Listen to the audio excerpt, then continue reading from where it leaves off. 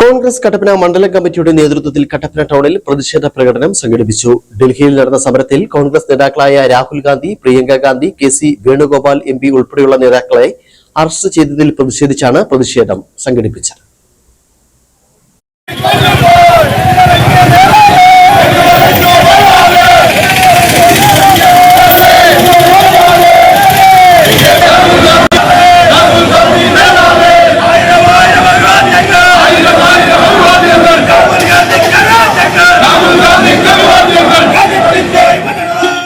കേന്ദ്ര വിദ്യാഭ്യാസ മന്ത്രിയുടെ രാജി ആവശ്യപ്പെട്ടുകൊണ്ട് യുവജനങ്ങൾ നടത്തുന്ന സമരം അടിച്ചമർത്തുന്ന കേന്ദ്ര സർക്കാരിന്റെ നടപടി പ്രതിഷേധിച്ചുകൊണ്ടും ഡൽഹിയിൽ സമരം ചെയ്ത കോൺഗ്രസ് നേതാക്കളായ Rahul Gandhi, Priyanka Gandhi, AICC general secretary K C. Venugopal MP. ഉൾപ്പെടെയുള്ള നേതാക്കന്മാരെ അറസ്റ്റ് ചെയ്ത നടപടിയിൽ പ്രതിഷേധിച്ച് KPCC ആഹ്വാനം ചെയ്ത പ്രതിഷേധ പ്രകടനം കോൺഗ്രസ് കട്ടപ്പന മണ്ഡലം കമ്മിറ്റിയുടെ നേതൃത്വത്തിൽ കട്ടപ്പനയിൽ സംഘടിപ്പിച്ചു.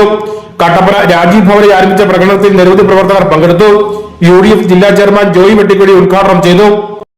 സമരങ്ങളെ പോലും BJP പോലീസിനെ ഉപയോഗിച്ച് അവരെ മർദ്ദിച്ച് യാതൊരു ദാക്ഷിണ്യവുമില്ലാതെ അവരെ തല്ലി തലപൊട്ടിച്ച് അവരുടെ കയ്യും കാലും തല്ലിയൊടിച്ച് അവരെ അവിടുന്ന് അടിച്ചോടിക്കുന്നതിന് യാതൊരു മടിയും കാണിക്കാത്ത ക്രൂരമായ നടപടികളുമായി മുൻപോട്ട് പോകുന്ന കേന്ദ്ര ഗവൺമെന്റ്, അതോടൊപ്പം തന്നെ അവിടെ സത്യാഗ്രഹവും അനുസരിച്ച് അവിടെ വിവിധ സാമൂഹ്യ സംഘടനാ നേതാക്കന്മാരെയും അതോടൊപ്പം തന്നെ മറ്റുള്ളവരെയും ഒക്കെ ഏതോ വലിയ രാജ്യദ്രോഹ കുറ്റം ചെയ്തവരെ അറസ്റ്റ് ചെയ്തുകൊണ്ട് പോകുന്നത് പോലെ പാതിരാത്രിയിലും വെളുപ്പാങ്കാലത്തും പോലീസിനെയും പട്ടാളത്തെയും ഉപയോഗിച്ച് അവരെയൊക്കെ അവിടുന്ന് അറസ്റ്റ് ചെയ്ത് നിൽക്കുന്ന ഒരു സാഹചര്യം എന്നൊക്കെ പറയുന്നത് നമ്മുടെ രാജ്യം എങ്ങോട്ട് പോകുന്നു എന്നുള്ളതാണ്.